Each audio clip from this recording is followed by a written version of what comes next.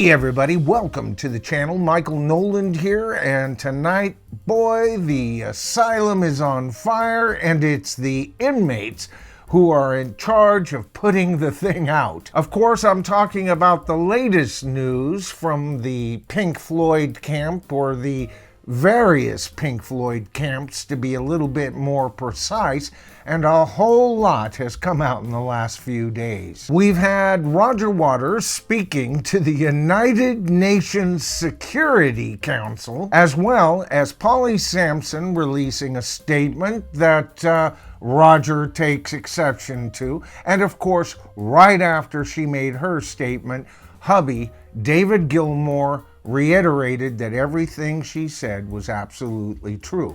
Not only true, but demonstrably true. He used that word, folks. Roger Waters released a statement stating that he has re-recorded Dark Side of the Moon, saying that I wrote that, not them. That was my project, not a we kind of thing. And that, of course, will be released in May, coming up. All right, so boy, with all of that stuff going on, you can see that this video is going to cover a ton of material tonight. Now, before I go on any further, I want it clearly understood I'm a Roger Waters fan. I loved his work with Pink Floyd. He's done a couple of things that weren't bad after that, but he left Pink Floyd in 1985, and he sued Pink Floyd at that time, trying to prevent the remaining members from using the name. Wow, I just wonder what would have happened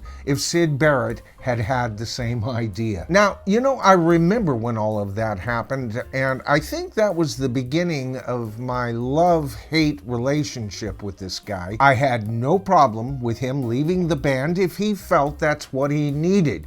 But to try and prevent the band from using the name, and you know what? It's interesting. He's put out some fine records, but nothing on the level of Pink Floyd.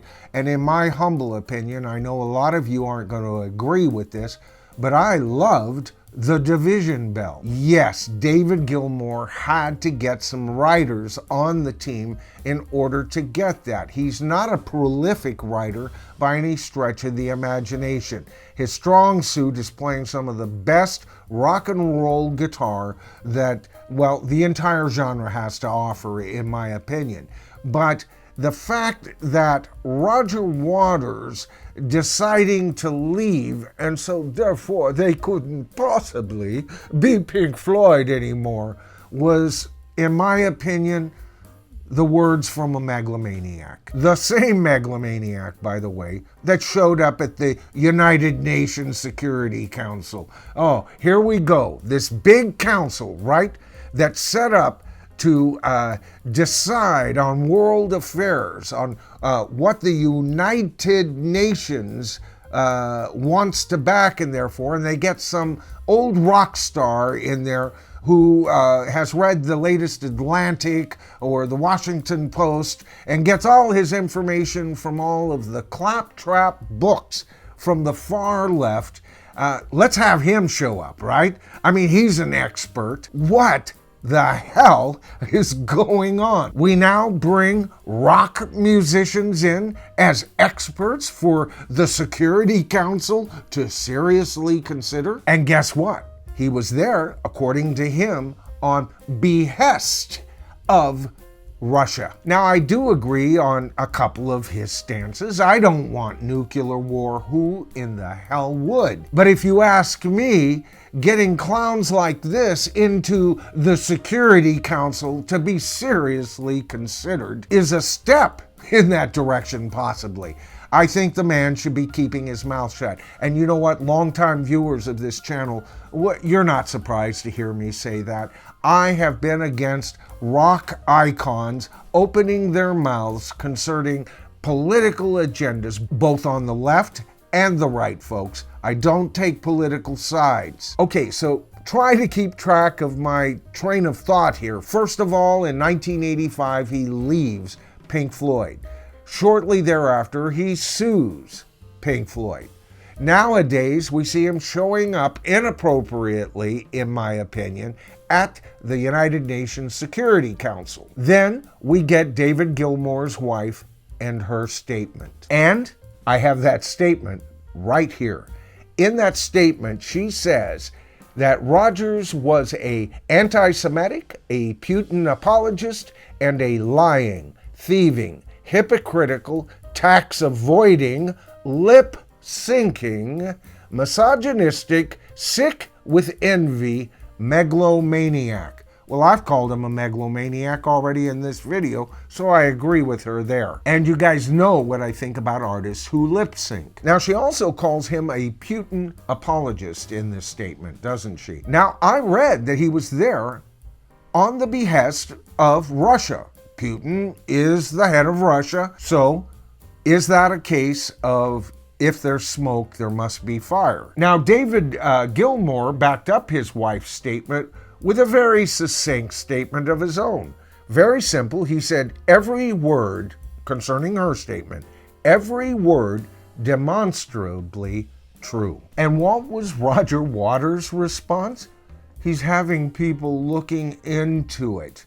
Yeah, litigious little Roger is at it again. On top of that, he's taken it upon himself to re-record Dark Side of the Moon.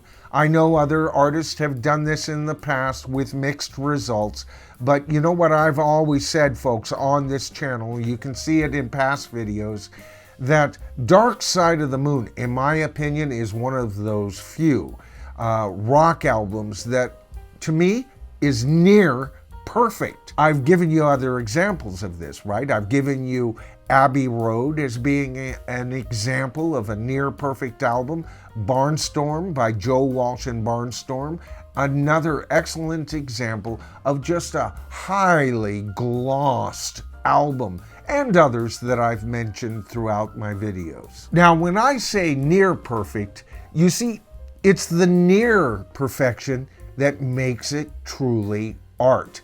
You don't want it so high glossed that there isn't any soul left in an album, right? So what could this guy possibly do for Dark Side of the Moon unless he really heavily monkeys with like its structure, its approach, and everything else? And I haven't heard what his approach on this album is. So I'm not going to say this is wrong, but you know what? I am concerned. You see, I think it's a ploy to put his thumbprint on Dark Side of the Moon. He's stated it himself that basically it's his album and that it's not a we album, it's a me album. Me, me, me, me, me with this guy all of the time. Or me, me, we from his induction centers. Now, with all of that I've already covered, keep in mind that over the last few years, Roger Waters has whined and cried about how he doesn't have access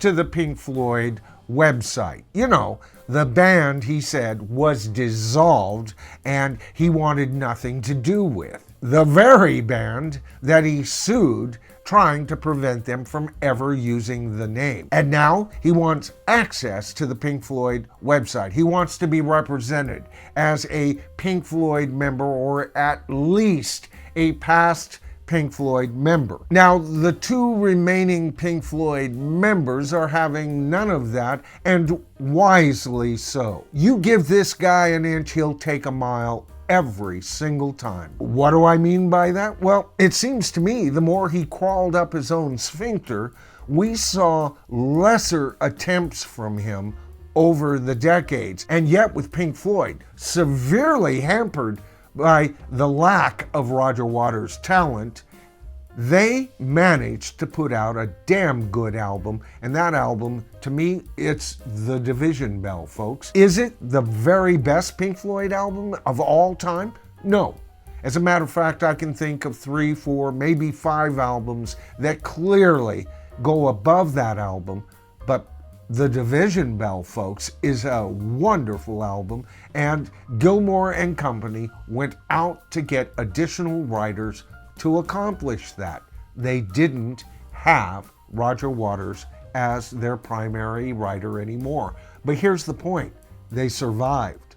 They made at the very least, you'd have to admit, The Division Bell is a good sounding album. There's nothing sonically wrong with that album. There has been criticisms that the lyrics aren't up to Roger Waters' heights, and I'll agree with that. Roger Waters, when he puts his mind to it, is an amazing artist. But you know what? You just gotta call an ace hole at times, don't you? And so here we are in a world of litigation, not only with this band, but we got the clowns from Journey really kicking up some dust, don't we? One member charging questionable expenditures to the band's credit card.